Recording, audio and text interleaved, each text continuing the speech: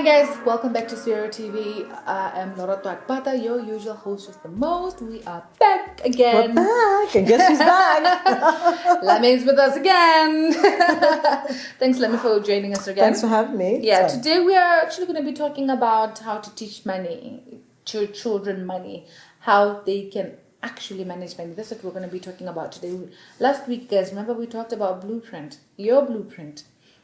How can you now create a good blueprint for your kids? Because we had our blueprints, we're disassociating ourselves from it. Let's give our children good blueprints, yeah? If we did not have good blueprints. What do you think the best way is, Nami, about And I think this? just recapping from the last episode that you did, I mean, we spoke at length about, your blueprint, where that Yeah. comes from. Yeah. So now that you're aware of that, how then do you mold your children's blueprint, knowing how your blueprint was molded? Once, yeah, and how you reacted to it.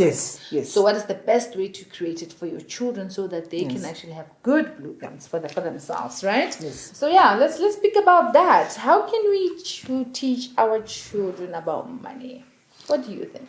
I think it's a practical thing, to be Yeah. honest. Obviously, blueprint comes from your relationship with money, how you grew up. But I think one thing that I don't want to blame the education system because I'm not an educationalist. We're not Yeah. teaching children young enough about money. Yeah. And I think I'll give you an example what I try and do. I've got a 5-year-old and a 9-year-old. I give them little chores to do around the house and they get paid for those chores. They're earning it. They're earning their way through treats. Yeah. And at school they have, I'm not called a special Friday, I think Treat Friday. So on Friday. there. Yeah, still there. Yeah, I Yes. remember it. So you're gonna bring something nice like their little cake or but the older one bakes, so he'd bake the cakes. But sometimes he's like, no, mom, I want to go to the shop. And what I do is when we go to one of these shops, I give each one 20 pula, or if they want to go and buy a treat, so that they go into the shop, they see how much it is. 9 times out of 10, they pick something which is more expensive than what I've given them. But that, for me, is a lesson. Because they need to say, oh, okay, this is not enough. Yeah. The older one's smart with it now. He's like, Mom, this is not going to be enough for what I want. So give me more money. Little 20 bucks. Yes, No, works. I think- So then what do you do? Do you give them then more money or you tell them No, that's I the tell them budget? this is the budget. And this is what you need to stick to. So go choose something else that will you be able to buy that with. And why don't you look at other things so that you can get more with what I've given you rather than just that one thing that's going to cost. What are we teaching them there? I think you're teaching them, I don't know, what is it? I think with that one, then you're teaching them, but you know what? You can actually use whatever you have and still get. And get everything you need. Yeah. And it doesn't have to be at the price. And it doesn't have to be, you can It doesn't have to be substitute. It doesn't expensive. have to be the most expensive thing Exactly. in the shop. I mean, chocolates are at different prices. Right? And you can still get a chocolate. Yeah. You will still get a chocolate and you can still get your chips if you want your chips, and they're different prices. So then we're teaching them, and also sometimes you're going to need to let go of something to get something. Definitely. And what does that opportunity cost? We're Yes, teaching them as well. definitely. Sometimes you actually have to sacrifice this to get that, right? Now, what is the best way to teach children about money? And I always say this to a lot of my clients who ask about this. Lead by example. Oh, yeah. Besides us teaching them and actually giving them earning, because the earning has to happen. Don't just give them; they have to earn the they money. have to earn their way. I remember my mom used to say to me, "All right, what do you need? I need this. All right, pass." And I'll be And she would actually say, "Just get an A. I'm gonna give you this much. And if you get a B, this is how much you're gonna get." So I know I want more money, so then I'll aim for an A, for instance. Or she would actually go say, go clean outside, go do this, and then earn it. So what she was teaching me, you have to earn the money. You have to earn the money. But another thing with my mother, the one thing I remembered is that she led by example, guys. Yeah. It's super important to lead by example. You have to show your children. Don't just tell them. Yeah. Show them how it's done. They're going.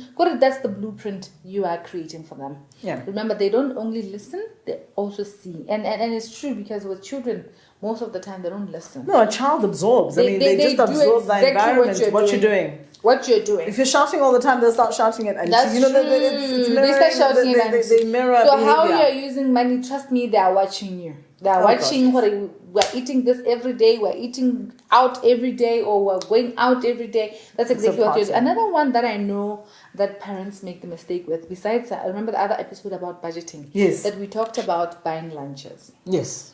There are parents who give their children money every day to buy lunches or to buy pies or To buy something. Yes. What are we teaching our children there? That's the thing. What are we teaching our children? That one for me is that it's plentiful.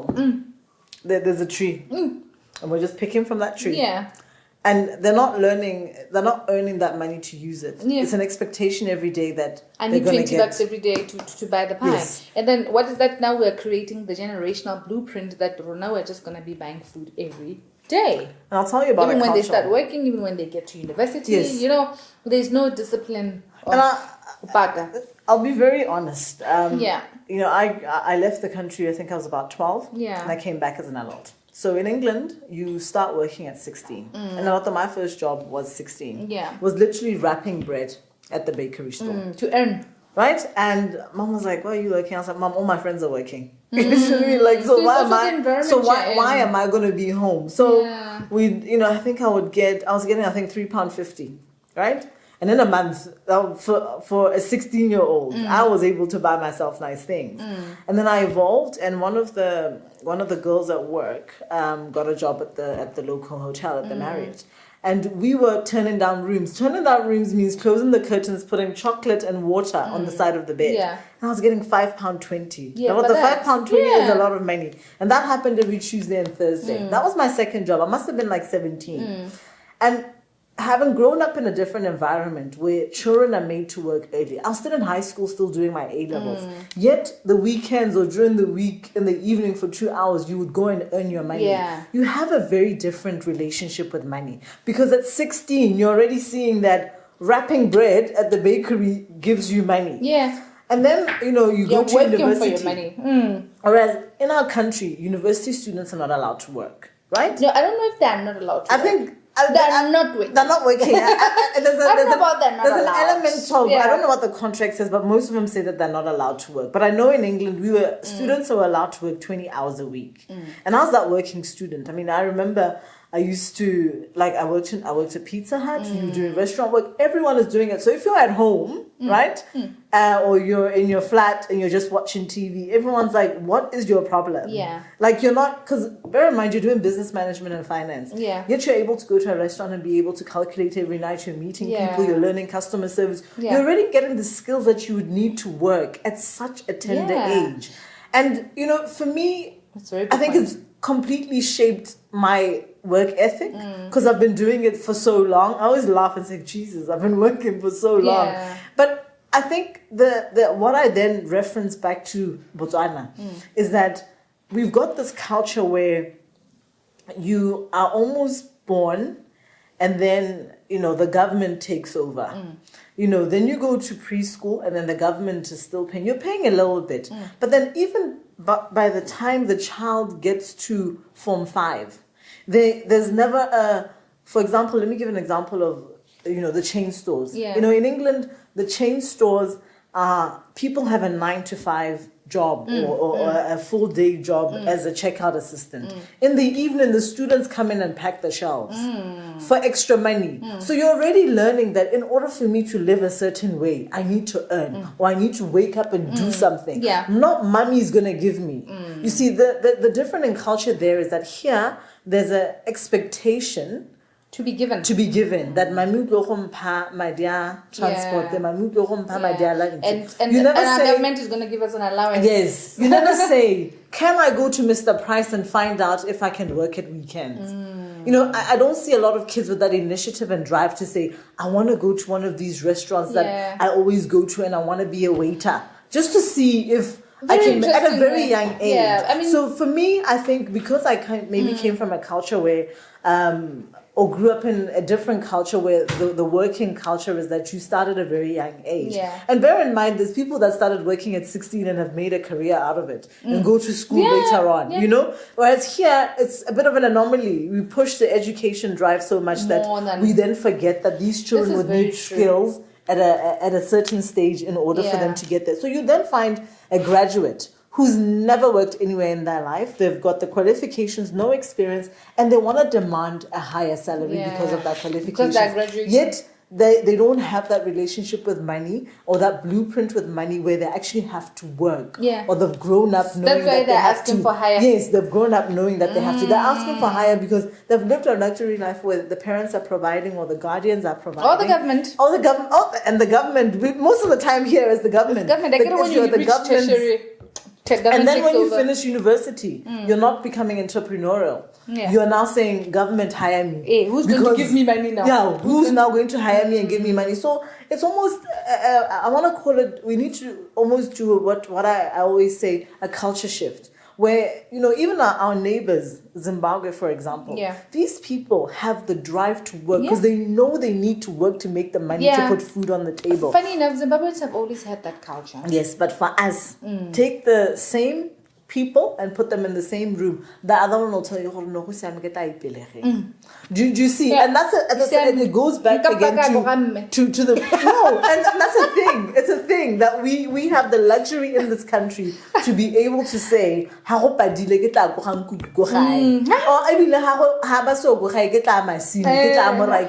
so you don't even no, we don't do that.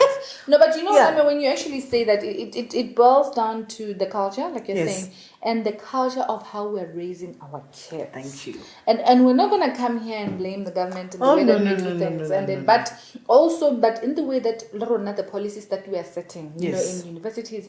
I went to UB. Yeah. How many of you worked as an interesting fact? I worked. I worked. It's not because of anything. It's because my mother. Yeah. No, definitely. Do you get what I mean? Yes. And my mom was just like every holiday, but I didn't work during schooling. Yes. The school system, to be honest, here, even doesn't at allow. UB, it doesn't allow. It's not like they're not allowed to work. You can work because I had friends who actually worked to go the call center. Remember, there was a call center then, the Mascom call center. We actually had friends who worked after hours there or during the space. That's about 1%. That's a very, very small percentage. But I remember when every holiday, guys, I worked every holiday. Since first year. Yeah. You know what I mean? Because we had a very long holiday, like 3 months of holiday from May until July. And my biggest worry is that a lot of these children in those 3 months, instead of going to organizations, I know, things are not as open as they used to be before, but instead of going to organizations, they're like, I want to shadow, I want to learn. But that's at that taught, age. And you know where that's taught? Where's that taught? At home. At home. I remember when I finished my Form 5, I worked. I went to a restaurant and worked. Because my mom was not going to give me any money. She's just like, no, girl, go and work. And I worked at a restaurant first year. But this is what I think. It comes from home. But it comes from what are we teaching our children? I'm worried about the generation now. This generation? Do you know why? Yeah. Because there's an element of entitlement. They've got entitlement issues. And then they've got this thing where they don't want to exert themselves. Yeah. So they would look at other things like working in a restaurant as beneath them. Yeah. But I'll be very honest with you. I learned that you need to be on time, customer service, working in restaurants. I got a $100 tip. How to communicate. Yeah. And how to almost. Carry yourself, etiquette from being able to talk to customers and serving them food at a table. So it teaches you things that you cannot learn. Yeah, this generation, but it still boils down to us as parents. No, it is. It still boils down to because I just like giving examples of how I grew up, and I'm looking at my nephews and nieces now. With my siblings. All my siblings are very strict with that because of the way we've been raised. You see, our blueprint was that you work. Oh, God, So what do they do now? It trickles down to the children. You work. No, look, there's nothing for free. I mean, my niece, when she was here from here the whole time, because of COVID, she was working.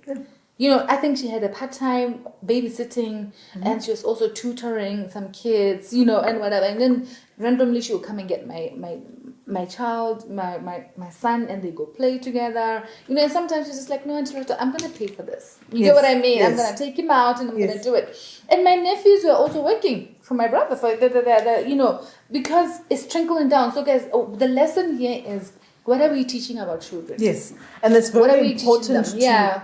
to have the conversation with your children about money. And I Yeah. think that's another thing that parents don't really do. Yeah. You know, they sort of maybe rebel from that blueprint and give the children a very everything comfortable life. Too and comfortable, a and then we're not child. teaching them anything. No, in that I mean, process. look, life for skills me, are if out the the children window. want to go to Toys R Us, Yeah. my children go to Toys R Us with a budget. And the budget is like, guys, you can get any toy you want. The maximum is $250. Yeah. One will cry. I'm like, that means that you don't get it this time. If you save your $250 and the next visit to Toys R Then Us, we add- it becomes $500, then you can get the big toy that you want. So they've also got to learn about money, and you have to have the conversation with, and don't be afraid to tell your children how to manage. They have to know. They have to know because it's important that they know this conversation because and now this is now involving them in Yes. the whole thing. Yeah, why mama asana madi, you know, Yes. and the decision making process of why you're not going to have certain things. Yeah. I mean, like now it's 2020, it's Corona, it's Christmas. Yeah. Kids are gonna want What they had last year. had last year, or they're gonna want the PS5. I think it's out, and they're gonna want It's out. it's Lord, out. I'm so happy my son is still 5. Yeah. They're gonna want certain toys. They're gonna want bigger things than they got last year. And what they're used And to. what they're used to are even better. But this year is not like last year or the years Yeah. before.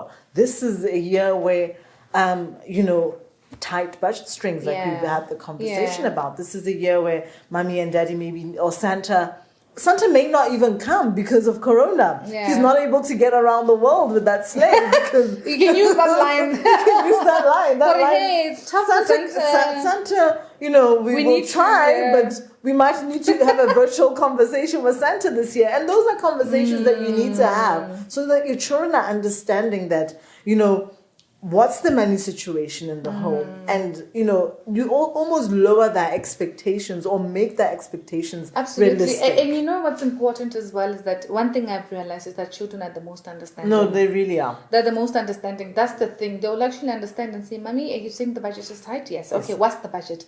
Teach them. Yes, This teach is the them that- budget yes, this year. and this is where we can. This is where we're going to yeah. do this Yes. year. And you guys are going to have a budget of this much for your Christmas presents or whatever that you want. And the other important thing is to teach your children to be comfortable in their own skin. Yeah. Bear in mind, there's a lot of outside influences. How do we do that? How do we do that? That's a very good point. There's outside influences. Yeah.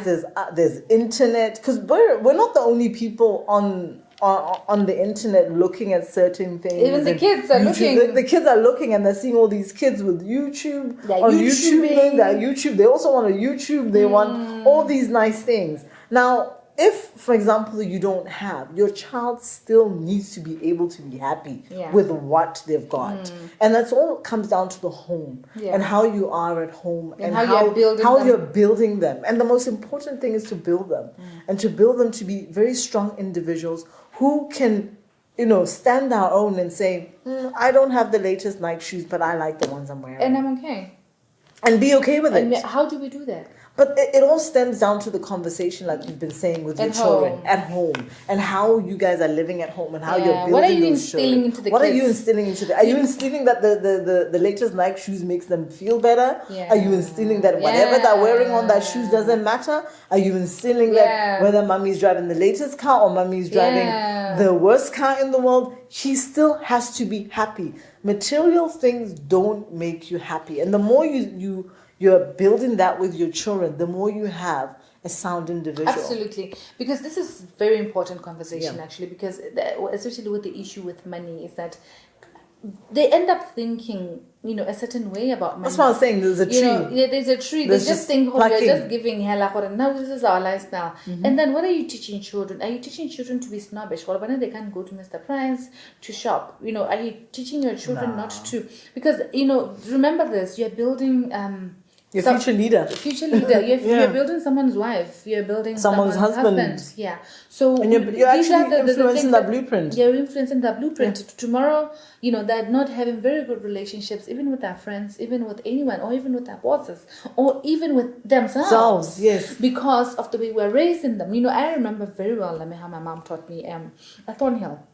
The thing is, some of us went to private schools, but I was taught how We were to. at Thornhill together. Yeah, we're Thornhill together, girl. But what I'm trying to say is, but we had never forgotten who we are. Oh, God, no. You know, and we had friends that were able to buy KFC every day, guys. You know, And like KFC was across the road. It You was could just walk. across the road. Afternoon activities, you buy KFC. Mama, I know, like, No, you none get back. every day. I was not allowed to go to KFC. I was Yeah. actually not allowed to walk across to go Yeah. to KFC. And I remember being at Thornhill.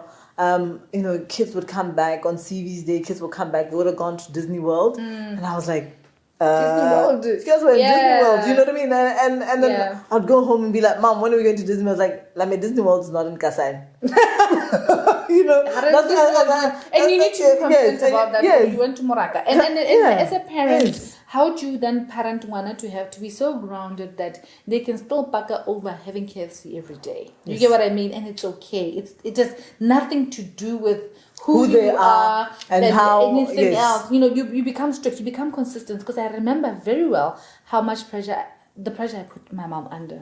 I remember I came back and I was like, but Mom, now I want KFC. I think it went on for a month.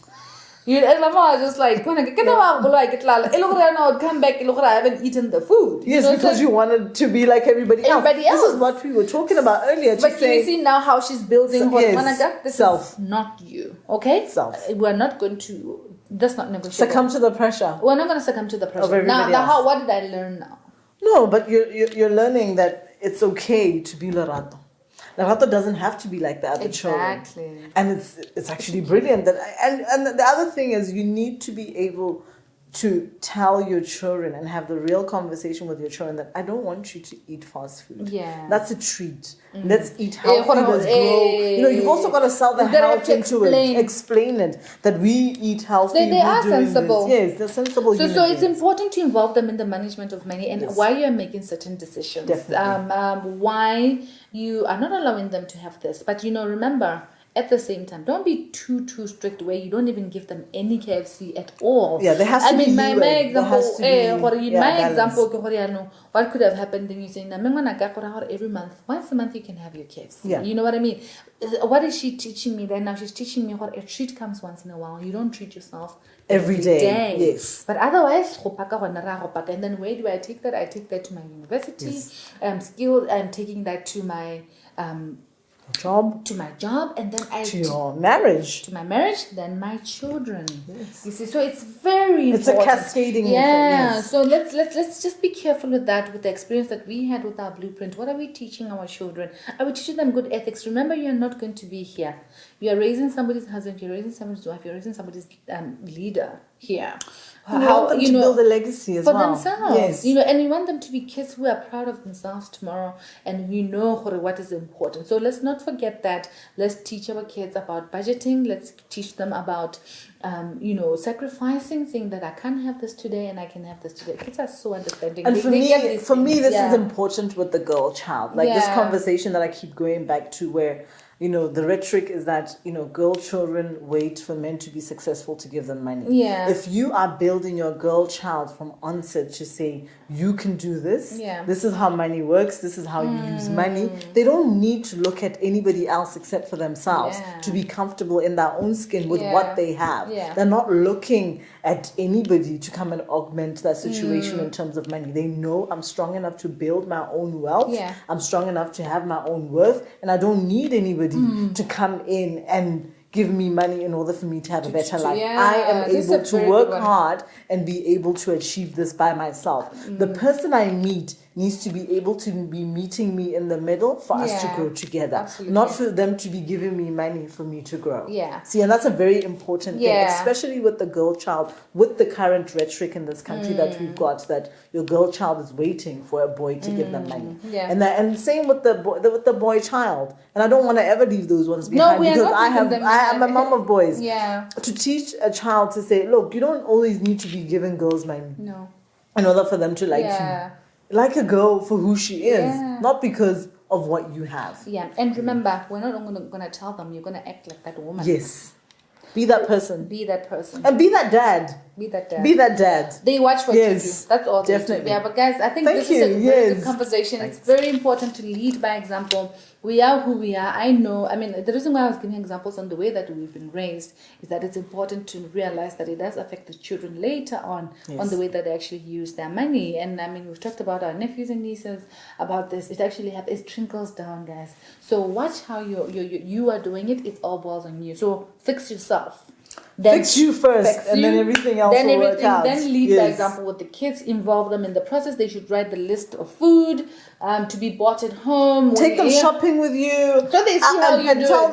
them, like if they want this drink, you're like, no, that one is too expensive. Get the other one, and let them Then they read get to see. and say, oh, okay, mommy, this one. Yes, that's how. That's it. That's how you you instill build the little future knowledge. leaders. Yes. Yeah. All Awesome. right. Thank you guys Thank for you so watching. much. Thank you, Lami, for coming. This is such a lovely Thanks. conversation. Thank you for having you here. Actually, yeah. So it's All fun. right. Okay. Bye, guys. Bye.